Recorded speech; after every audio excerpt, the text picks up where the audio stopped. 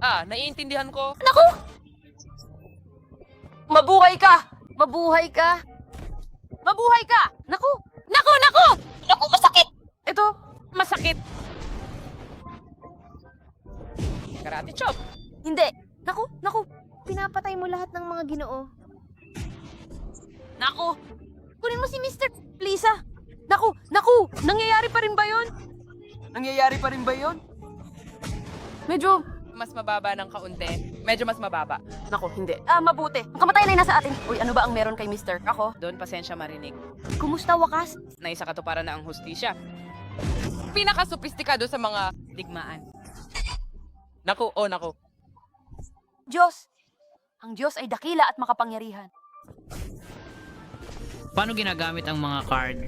Ako, mabuti na lang. Umalis ka na. Panlilikalik sa seguridad. Isa akong profesional na Ginoo. Gusto mo ba? Dario kumi... Angkop na angkop para sa Furumoko. Tumigil ka lang. Para ito kay Furumoko. Marahas, Jake, puro mo ko. Ganito ang paraan pag-aayos pagkakaunawaan. Furumoko. Dapat ayusin ang mga alitan. Paano kayo naging magaling sa larong ito? Pasensya na. Labis. Karahasan.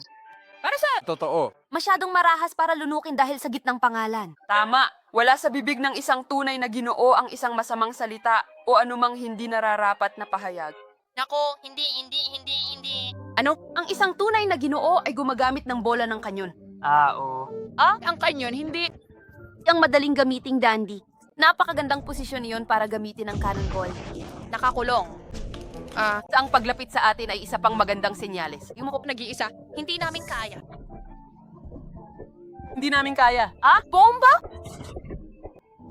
Pupunta?